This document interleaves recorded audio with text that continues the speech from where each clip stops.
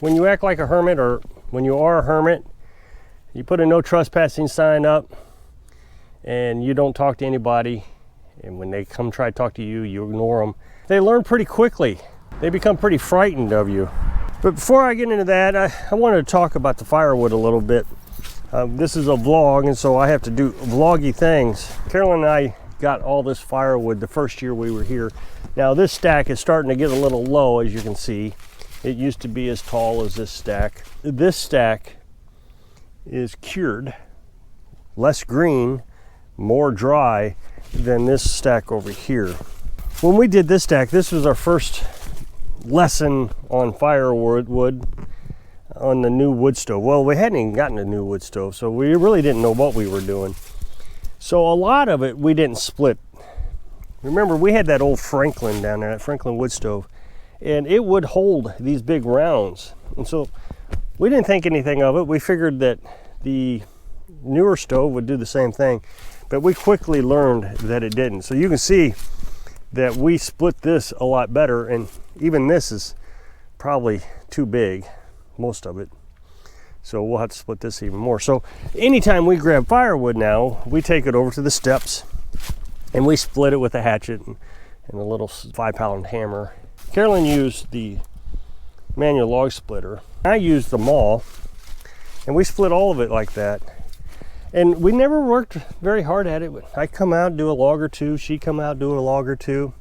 Before you knew it, we had everything done. All this firewood came from different locations. Everything that you see here now, it came from someplace else. It didn't come from this property. We got that Facebook Marketplace app where it monitors free stuff. It's called Free Stuff, the app is. Anytime there's free firewood, we would go get it. Now there was a city park down there, or is a city park. The city is no longer incorporated, and there was a tree, huge oak tree, that came down. So I went down and got a lot of that. And the branches were as big as trees. I mean, look at that log. That's from a branch. Like I said, we didn't split a lot of this because we figured it was okay size, but we learned that that's a bad idea. One of the things that happens is the bark holds the moisture in. The moisture content of the firewood should be 20% or less. Now this stuff over here, we got after we got that stuff. A lot of this is at 13%, 15%. But when we come over here and we grab something that's got bark on it, now this one would probably be okay because it's not very big, it's pretty small. But a piece like this, that's got bark all the way around it, probably is at 22% is what I'm noticing. So what we're doing is we're splitting it and we're setting it to a different stack as we come across it. And we'll just do that until this is all split. We're not gonna get in a big hurry and come out here and split it or anything. The thing is it may be dry next year or the year after, so it's not a big deal. Now this is after 4 years of use. So we had a stack this big, and now it's down about half. Kind of sporadic in spots, a little higher in areas, because I'm trying to grab the stuff that's split. We also have this down here. This used to be as tall, but it's dwindled down quite a bit. Still got a lot of firewood left. Now my goal was to have 15 years of firewood in place, but we want to start getting firewood now, about a quart a year, 3 truckloads a year. It has time to dry. I'm not really sure where we'll put it. I want to get it to a point where when I turn a certain age, whatever that age is, where I don't want to work quite as hard at firewood, I can stop going and getting firewood. Right now I'm still pretty active and I can do it. We've talked back and forth about getting an electric log splitter. Thought about getting one before and talked ourselves out of it. I made a video a few weeks ago and I said I was going to get one again. Well, I've already talked myself out of it. We're okay. We don't need to. I think a lot of it's just this laziness mindset you get into every now and then. It's raining and it's cold. You don't want to go outside and you got to go out and split some firewood. Make sure it's dry. Bring it in the house. Today I went outside. It's a pretty day. Wasn't too bad. 20 or 30 minutes I had all the spots filled in the house. So it didn't take long. Carolyn was cooking breakfast while I did it. So I got done before she did. Got all the spots filled in the house. And I like to try to keep about 2 weeks of firewood in the house a regular winter day. When it gets down to those sub-zero temperatures or single digits, it's hard to keep a week's worth of firewood in the house, but about 2 weeks. That way any moisture that would be on it because of the rain or the snow dries off. My elbow starts to hurt. I'm gonna get an elbow brace, I think, and put it on while I'm splitting the firewood. You know, just aches and pains every now and then pop up that you think, oh, I'm not gonna be able to do this much longer, but I'm just not gonna get in the mindset that I'm gonna quit. I've never succumbed to pain. I don't know, people are gonna say, oh, you're gonna succumb to it one of these days. I'm just not going to. I'm gonna work through it and just recognize that, yeah, there's a pain there. I'm not dying, I can still do it. Then when I just can't do it, can't lift that hammer anymore or whatever, then I'll get an electric log splitter. Now, I've talked about many times covering this back up, getting some white tarps. Last year I talked about it. I said I was gonna do it last spring. There's this guy, I know he's a troll, who really thinks you need to take better care of your firewood. You do all that work and then you just let it sit there and rot.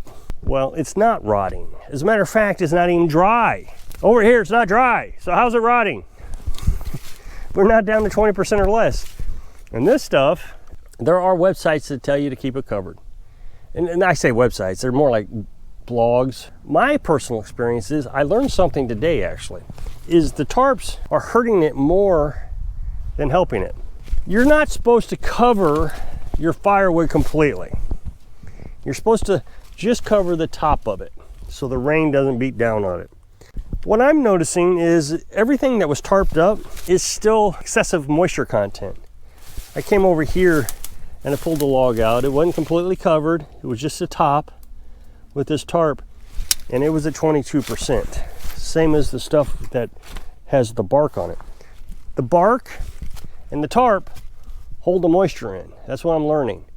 So I'm not going to use it unless I see an excessive rot one year. Of course, I'm out here all the time. There's basically two types of trees in this firewood: hickory and oak. Hickory has more BTUs than oak.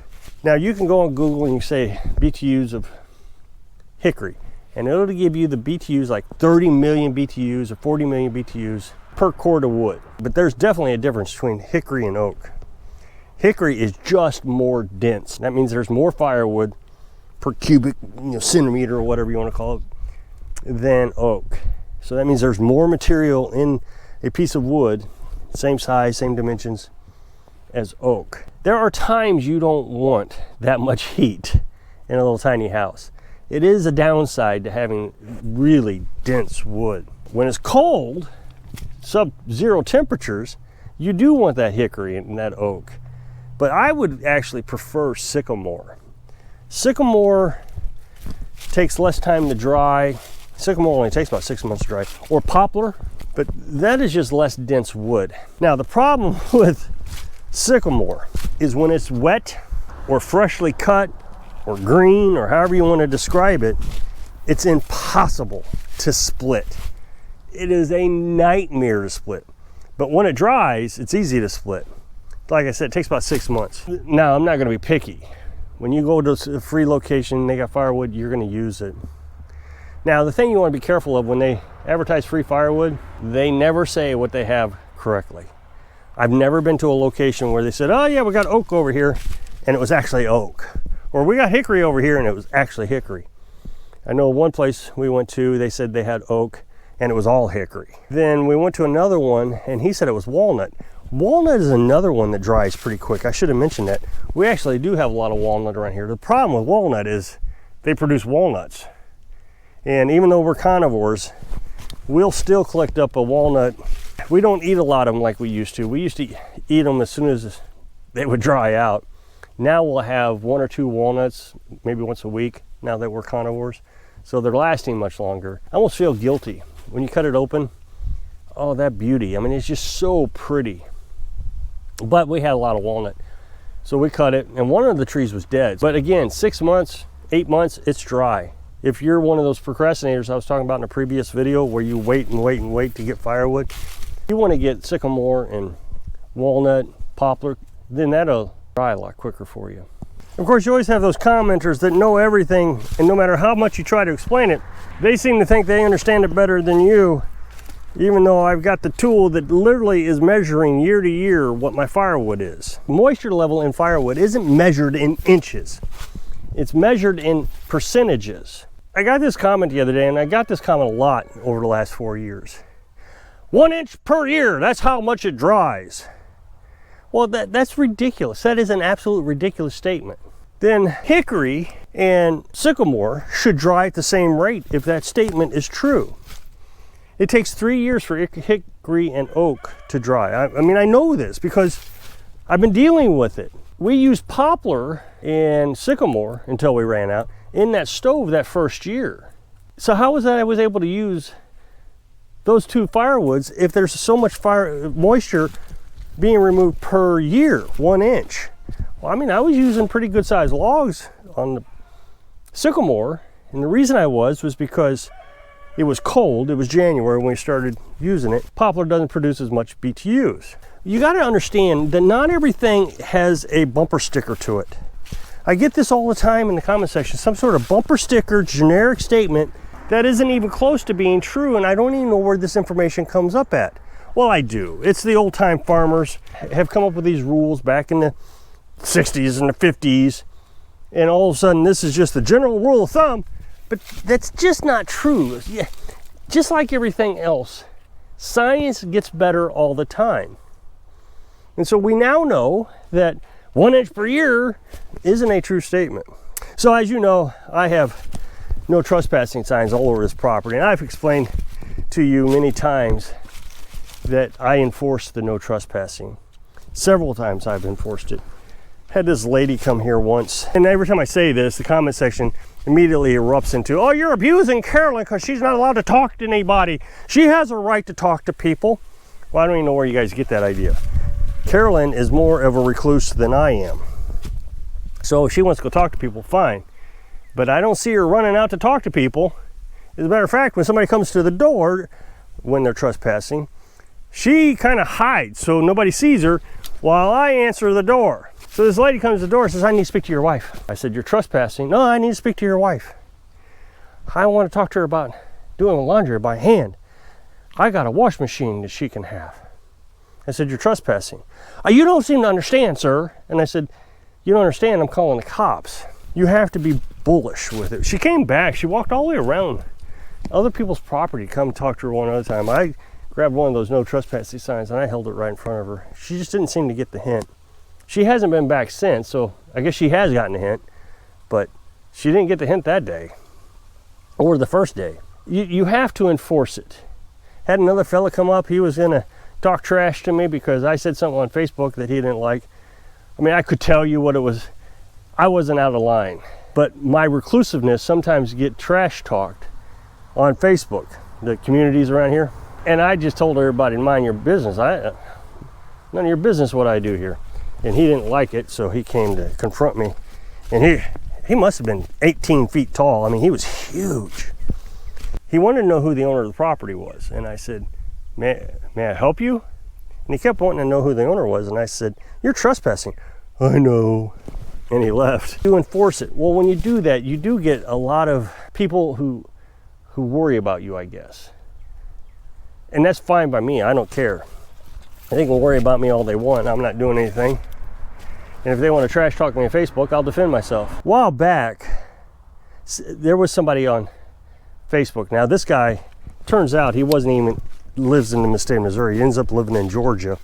And he gets on the community Facebook group.